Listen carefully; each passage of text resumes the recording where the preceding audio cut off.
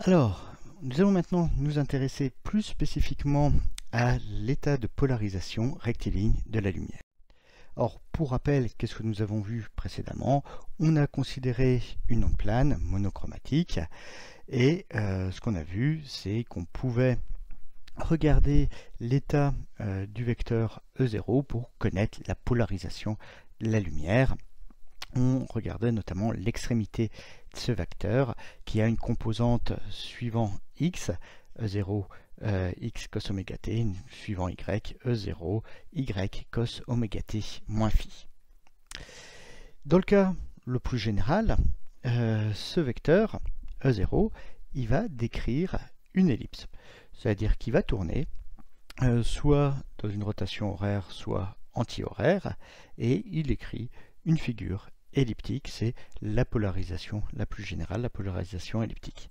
Néanmoins, quand le déphasage vaut soit pi, soit 0, cette ellipse est complètement écrasée et se transforme en une polarisation rectiligne, c'est-à-dire que l'extrémité du vecteur décrit cette fois-ci une ligne. Donc c'est ce cas-là qui va ici nous intéresser. Donc là, on le voit bien, nos deux vecteurs ici oscillent en phase et ce qu'on a, c'est une polarisation qui évolue dans un plan.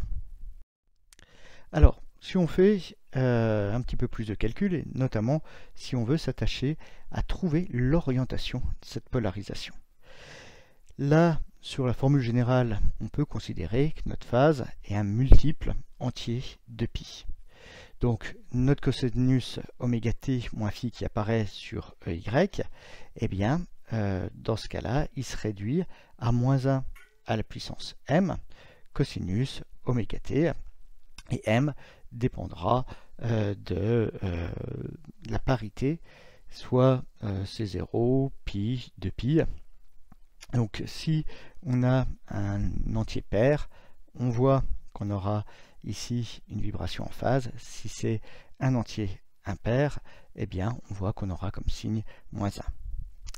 Donc de la première équation, on peut extraire que cosinus oméga t, c'est le rapport de x divisé par E0x. Et si on remet ça, si on réinsère ça dans les coordonnées de y, eh bien ça nous donne que y est égal à moins 1 puissance m, E0y sur E0x fois x.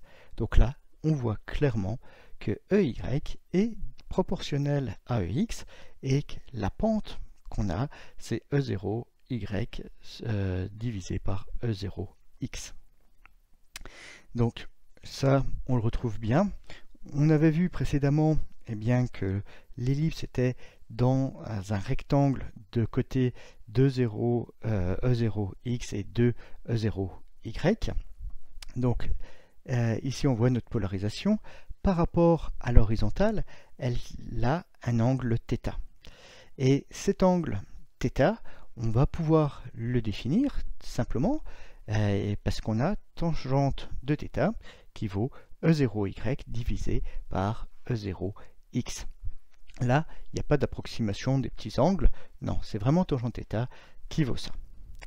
Alors, ici, faites bien attention, parce qu'on a des fois une source de confusion entre, d'un côté, l'orientation de la polarisation, qui est l'angle θ, et puis, de l'autre côté, phi, qui représente le déphasage entre les deux composantes. Phi et θ sont deux choses séparées. Ne confondez pas les deux angles ici qui interviennent dans ce processus de polarisation. Alors, il y a deux cas, deux directions bien particulières qui vont bien nous intéresser. C'est le cas où θ vaut 0. Dans ce cas-là, la polarisation, eh bien, elle sera à l'horizontale et la composante E0y, elle vaut forcément 0. L'autre cas, qui sera extrêmement intéressant aussi, ce sera quand θ vaut pi sur 2. Là, on aura une polarisation qui sera verticale, la composante suivant x, elle est nulle.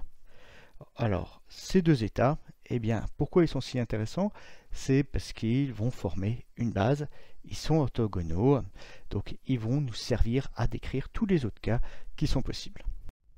Or, on les voit là, notre polarisation horizontale, la fluctuation du vecteur électrique est contenue dans le plan horizontal, et dans la polarisation verticale, eh bien, la fluctuation du vecteur électrique est contenue dans le plan vertical. Or, tout ça, ça peut vous rappeler aussi des choses qu'on avait déjà abordées dans le cadre des polarisations TE, TM, transverse électrique, transverse magnétique. Alors, ici, c'était juste une illustration que j'avais déjà donnée dans le premier chapitre, le cas de la polarisation pour une onde plane. Pour une onde plane, tous les points de l'onde plane ont la même orientation quand on est sur un front d'onde. Donc, il ne va pas y avoir de variation sur un même front d'onde des propriétés de l'onde plane. Par contre, si on se déplace, eh bien, on voit que l'amplitude du vecteur électrique peut changer et également son sens. Ici, ce qu'on a, c'est une onde polarisée verticalement.